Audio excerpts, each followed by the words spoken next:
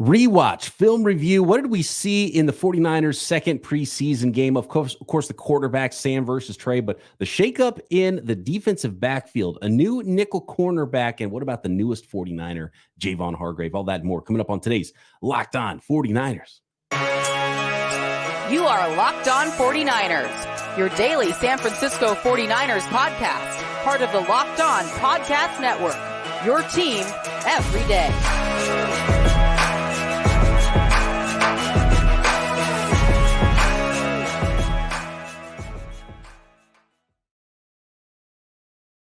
Welcome to Locked On 49ers. Brian Peacock and Eric Crocker at BD Peacock at Eric_Crocker. Thanks to everybody for making us your first listen here on the Locked On Podcast Network, your team every day. Shout out to all the everydayers out there. Make sure you are an everydayer.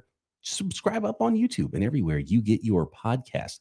Today's episode of Locked On 49ers is brought to you by Gametime. Download the Gametime app, create an account, and use code Locked On NFL for $20 off your first purchase. Last minute tickets, lowest price guaranteed. All right, Croc. I'm getting excited.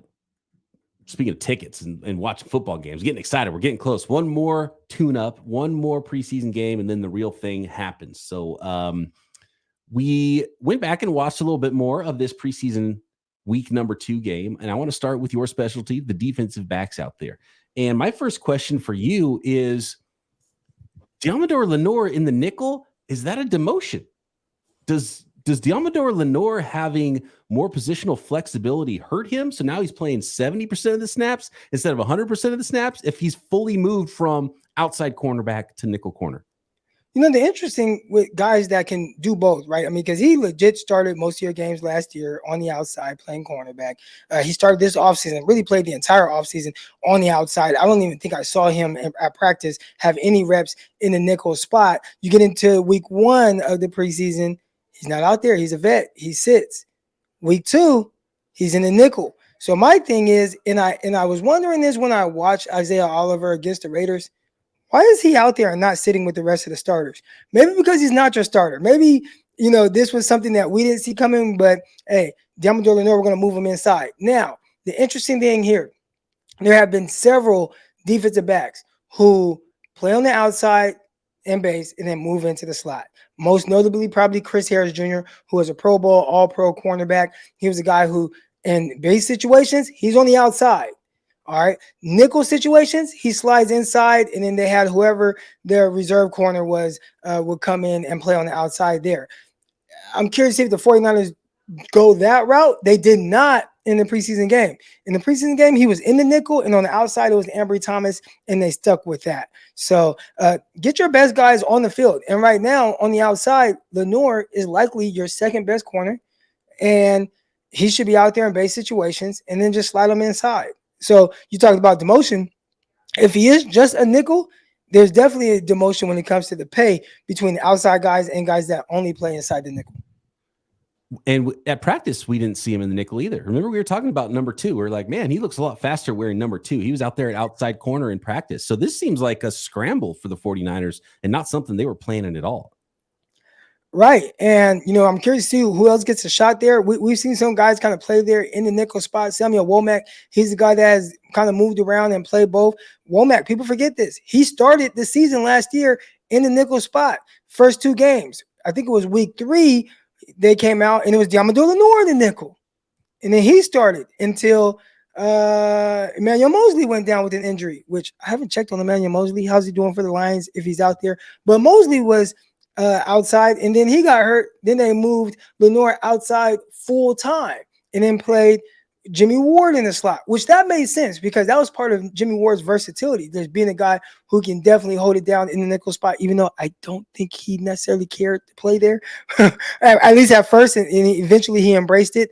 But they can do more. They can have him there, and if there is anybody else, it's going to be Oliver, because right now, I don't want to say I'm disappointed with Oliver. I didn't have like these high hopes. It felt like they thought, okay, this is the answer to our nickel solution after losing a guy like Ward who played well there down the stretch.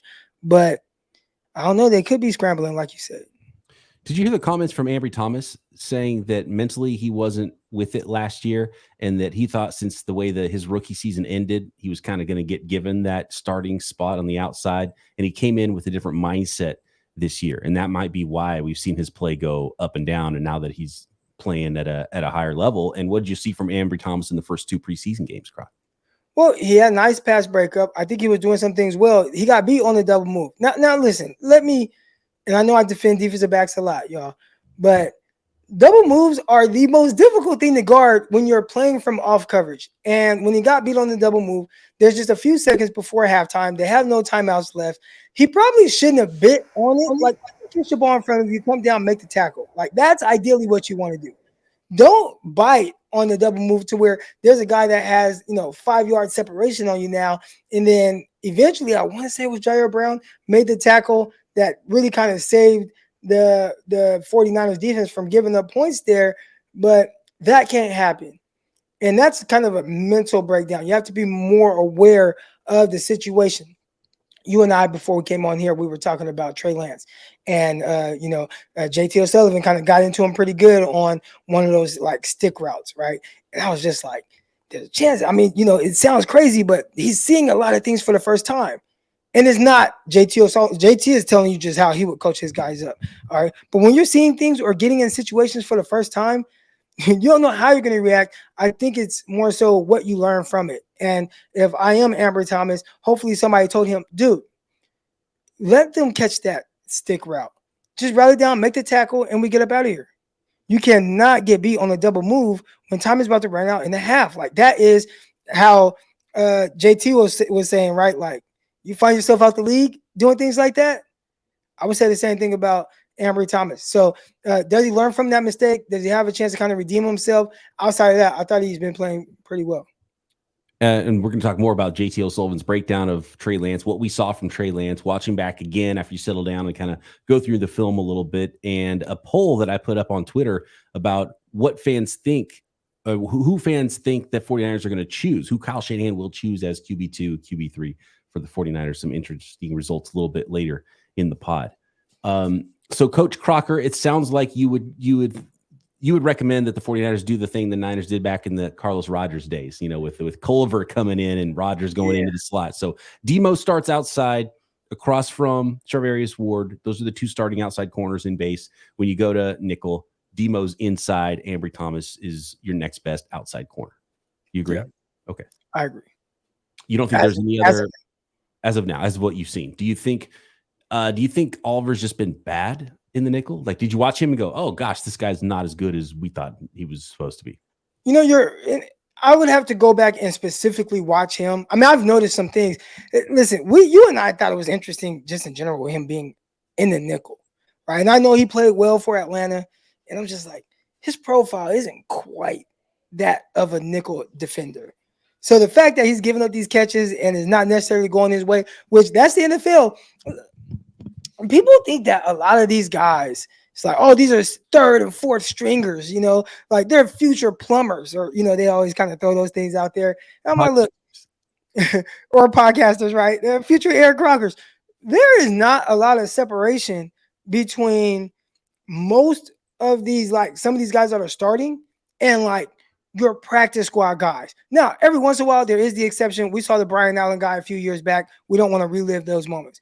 But for the most part, like, the biggest difference is either inconsistency or just kind of finding your role. I was a big cornerback and I played well and I could cover.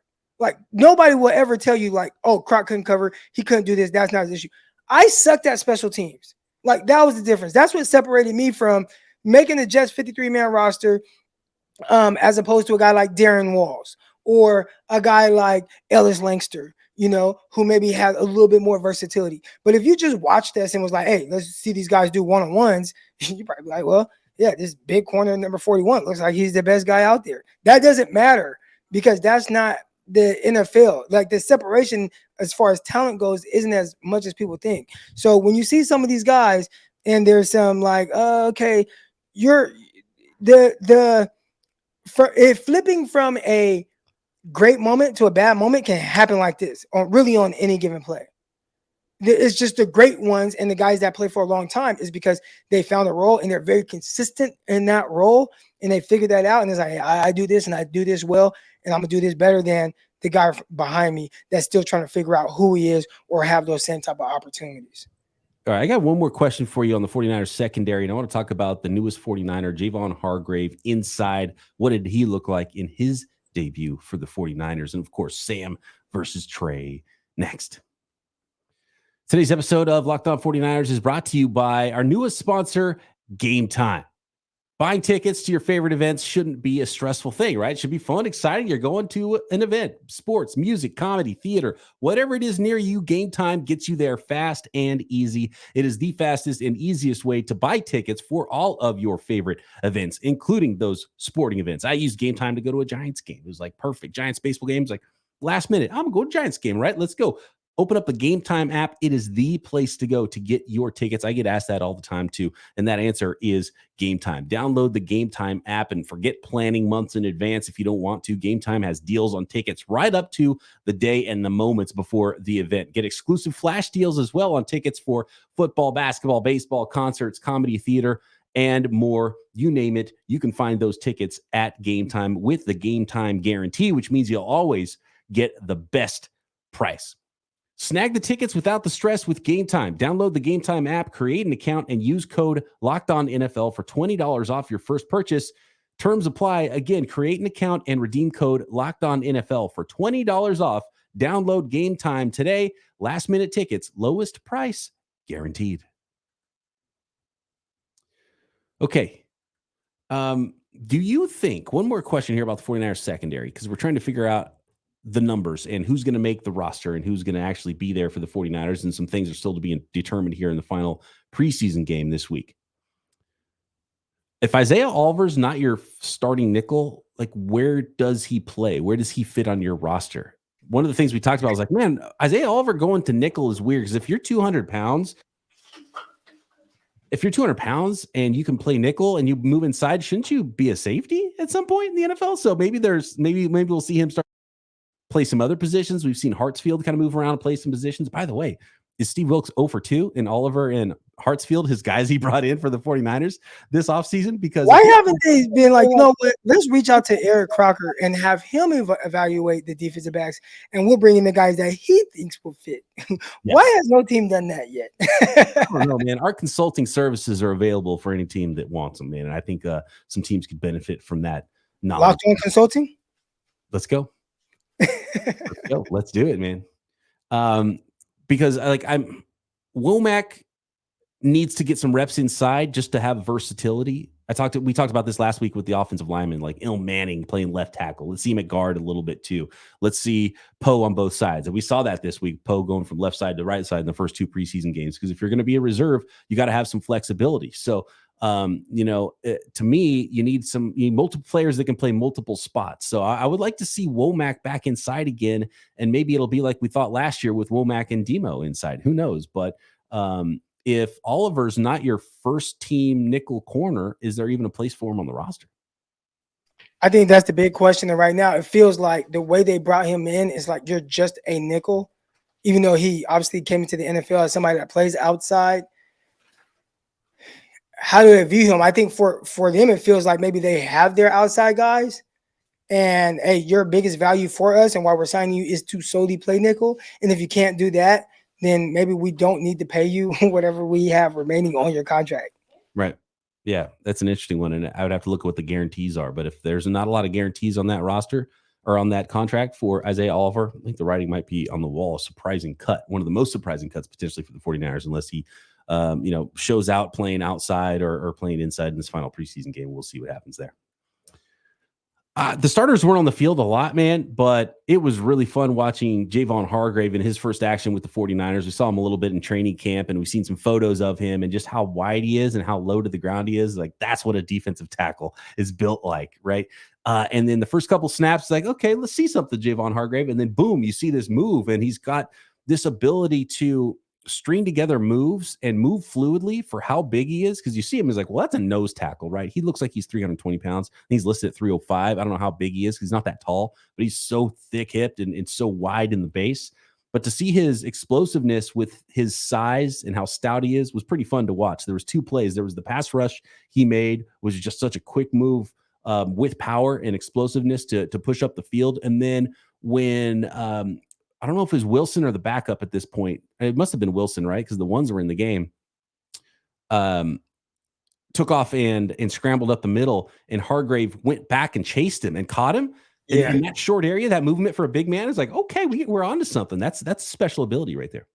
That was a big time pursuit play, and just kind of watch him, and he grabbed the back of his legs and or feet dang near, and just got him down. But again, I talked about the difference between the high level guys and maybe some of the guys that are a little bit more inconsistent. Some of it just has to do with just will and effort. Right. And that's what we saw on that play. Like, that was all effort. He had a play like that. T.Y. McGill had a play like that on the screen where he turned, chased, and pursued and tackled a guy for a very minimal gain, which it looked like he was going to get going upfield. So I don't know if it's Hargrave's rubbing off on the guy like McGill, or McGill, he's a veteran and he's rubbing off on Hargraves as well. But seeing those big guys and the way they're rubbing, I guess that's a reflection of coaching and what they're getting from Cassert. Motor, one of the most important things on a scouting report for a defensive lineman, and definitely witnessed in there. It was big for T.Y. McGill to make the team, by the way, too, because he had a pretty dismal first preseason game. It's so nice to see him bounce back. And effort is so huge everywhere, but with the defensive line especially, that motor is so important because it's rare that you win with that first initial move in the NFL. You got to be able to string moves together. You've got to be able to pursue and keep the heat on quarterbacks and chase down ball carriers. So it's fun to see that. It's a small sample of Hargrave, but I think I like the results. Things can be real nice inside there. Now you just got to get Nick Bosa signed. We got to talk Trey Lance, Sam Darnold, Croc. Going back and watching Trey's performance, and some really good throws in there. My 2 favorite throws, I think, that not a lot of people are talking about, were the 2 throws. Actually, his 2 best and his worst throw might have been all to targeting Snead. I think it was all 3 of the Snead targets. There was 2 where he just saw it quick, boom, ball's in there, accurate, tight window throw. Loved seeing those. And then the one where, the turn down, right? He doesn't see him open, waits too long, finally throws it, incomplete pass to Willie Snead. There was a lot of good. There was a lot of bad with Trey Lance. So what did you think after you watched it again with Trey Lance's performance, Croc? I think the toughest thing is just trying to figure out, again, who he is and what he does. And it's like, is he always just going to be a guy that just gives you up and down, right? Is he always going to be a guy that, you watch and then you see these things where it's like, oh, man, we just need to continue to build on this? Because the first part of it was ugly. And is it as simple as just, hey, the more he kind of plays, the more he throws, he gets in the groove? I feel like we're saying that every time we watch him play. And at what point is it like, well, this is kind of just him? Or is it like, no, I just need to string together games where I'm playing.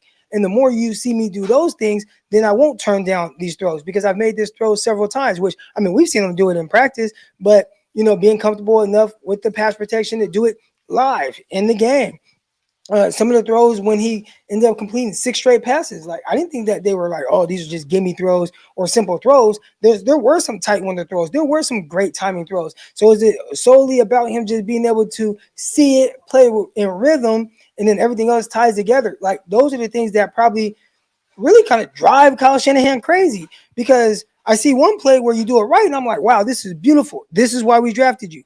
And then I see another play where it's like, wow, that was ugly. Why should I play you over a guy like Sam Darnold? Like, and I think that's what Kyle's going through in his head right now, the ugly versus the good. And are the ugly because, well, I just haven't played a lot and I just need those reps that Kyle's been talking about, you and I have been talking about, really everybody's been talking about, oh, he just needs to play, just needs the reps. At what point do you say, well, I can't afford to give you these reps. I just need you to do it right. Like, just see it right, do it right. Unfortunately, it's just not realistic for quarterbacks. Like, quarterbacks, they have to see it, they have to go through it. So he's in a very tough spot for him. It's a perfect segue to our next conversation here, Croc. Is San Francisco even the best place still for Trey Lance this season and beyond? I put a poll out there for what listeners think will happen with Trey Lance and Sam Darnold. Who will be the number 2 for the 49ers between those 2 quarterbacks? And JT O'Sullivan's breakdown on Trey Lance. All that next. Today's episode of Locked On 49ers is brought to you by eBay Motors. Our partners at eBay Motors have teamed up with Locked On Fantasy Football host Vinny Iyer to bring you some of the best fantasy picks each week, all season long, whether you're prepping for your draft or scouting the waiver wire. Every week, we're going to provide you with players that are a guaranteed fit on your roster. So with draft prep underway for the upcoming weeks, let's see who Vinny picked out for eBay's guaranteed fit fantasy picks of the week. And there are some good ones on the list here. And I know Croc is fond of Darren Waller this season for the New York Giants. If you're looking for a player to take in fantasy football drafts who will spark his new team's offense and also help you speed to victory, then use a luxury pick on Giants tight end Darren Waller, who might be the number one target in town, by the way. And then looking at his talent and how Dable has a lack of other talents to call plays for in that offense, I really do like Darren Waller this year if he can stay healthy for those New York Giants. So if the top few tight ends are gone, maybe target Darren Waller in your fantasy leagues. That is a guaranteed fit from Vinny Iyer of Locked On Fantasy Sports. And eBay Motors knows the championship team is about each player being that perfect fit. It's the same for your vehicle with eBay Guaranteed Fit and over 122 million parts and accessories for your vehicle. Right at your fingertips, you can make sure your ride stays running smoothly. Air filters, brakes, batteries, tail lights, shock struts, you name it, eBay Motors has it, and they'll make sure it's the right fit for your car because eBay Guaranteed Fit helps you understand exactly what part your vehicle needs the first time. So, the right parts and accessories that fit your vehicle. Just look for the green check, get the right parts, the right fit, and the right prices at ebaymotors.com. Let's ride. eBay Guaranteed Fit only available to U.S. customers, eligible items only, exclusions apply. So I put a poll out, Croc, on who people think will be, who people think Kyle Shanahan will choose between Sam Darnold and Trey Lance, as the 49ers second quarterback. And I said this in the poll. I said, who wins the 49ers QB2 job? Not who you want to win it. Who will Kyle choose as the backup to Purdy based on camp and preseason? I'm going to ask you, Croc, and I don't know if you've seen the poll and the results, but I want you to tell me what you think the poll results are going to be. I saw it yesterday. I think around the time you maybe put it out. And I saw it was heavily in favor of Trey Lance. Yes. Yep. 62.8 to 37.2. So 60-40 Trey Lance to Sam Darnold. And to be honest with you, if I was betting, I would put the odds exactly flipped of that it's a 60% chance Sam Darnold gets the job and 40% Trey Lance is Kyle's pick based on everything we've seen. And I go back to JC O'Sullivan's latest breakdown of Trey Lance, and he kind of saw things the way I saw it. And look, there was a lot of good late for Trey Lance, but he used a term that I thought was really interesting about one of the plays. It was the where he threw it underneath and didn't see the linebacker with Snead. Oh, I think it was Snead on that play as well, now that I think about it. And he said this type of play is disqualifying for you to play NFL football. And I thought that was a really interesting way to put it because that is obviously not a good thing.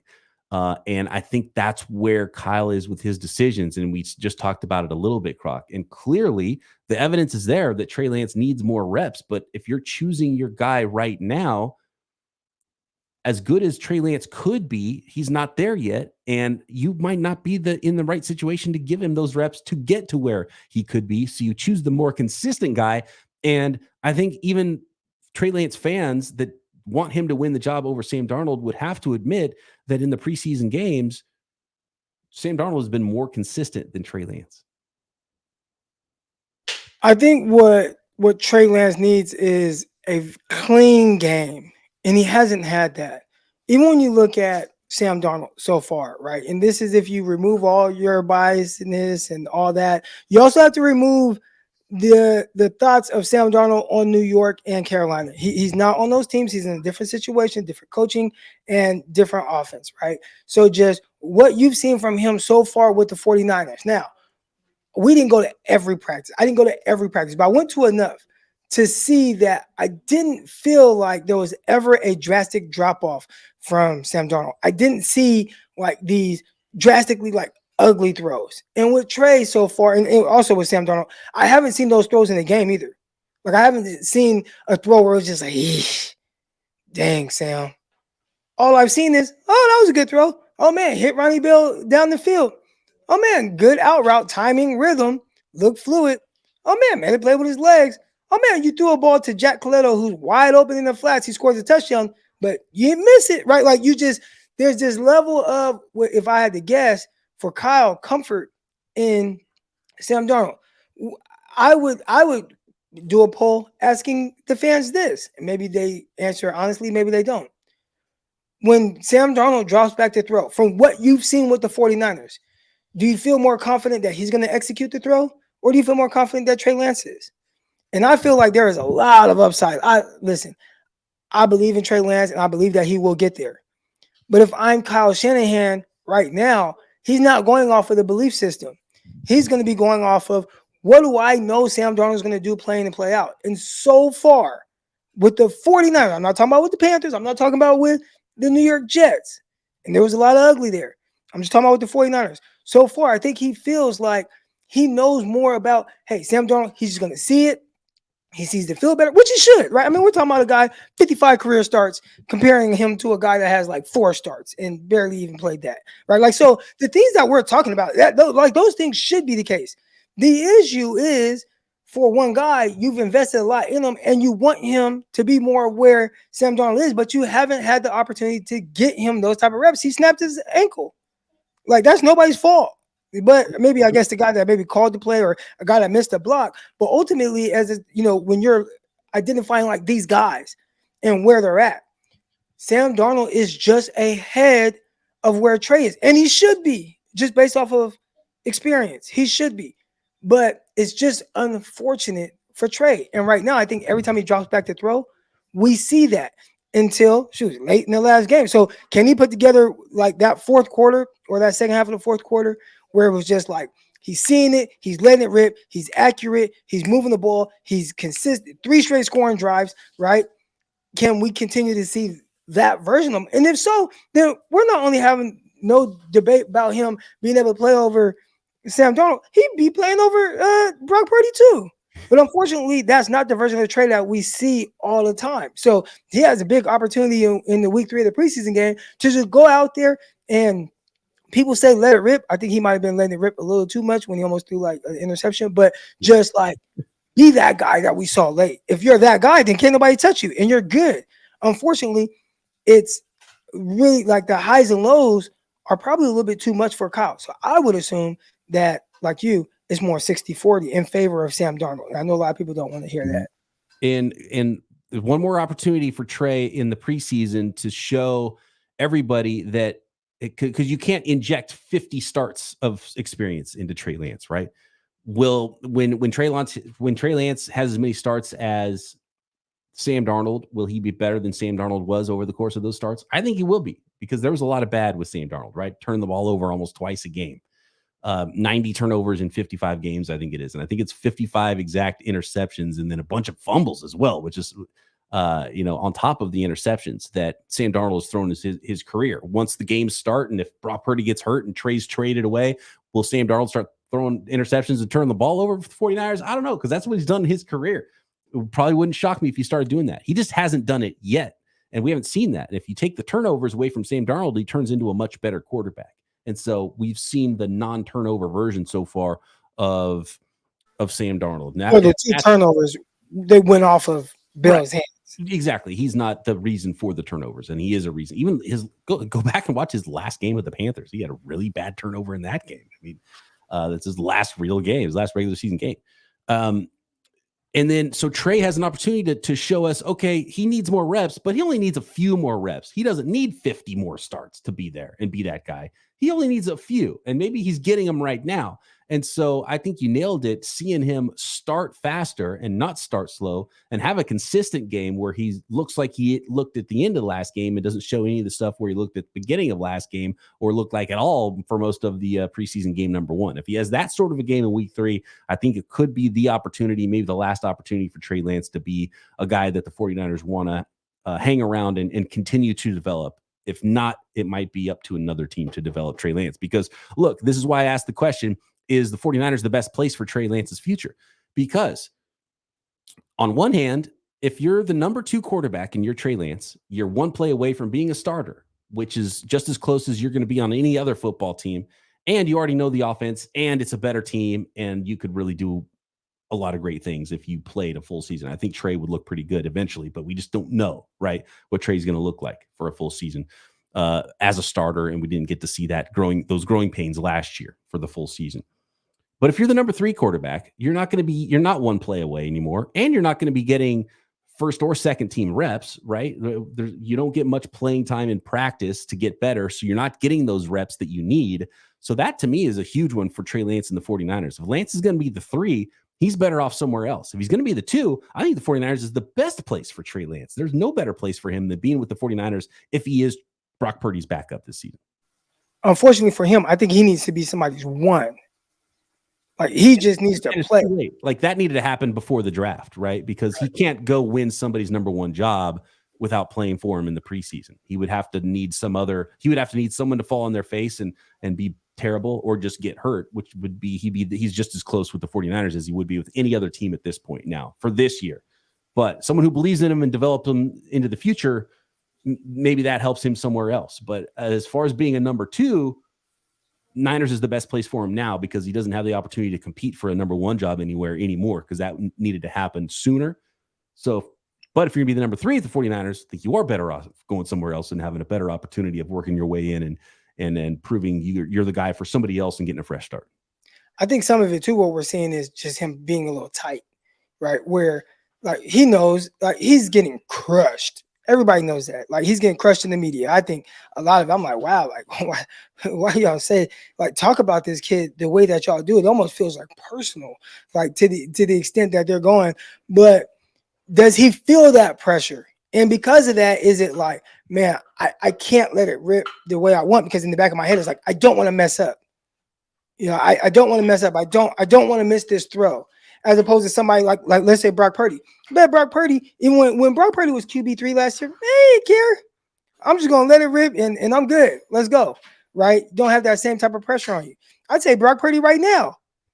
Man, I don't care. I'll throw an interception. He threw a pick 6 today in practice. But guess what? It doesn't matter.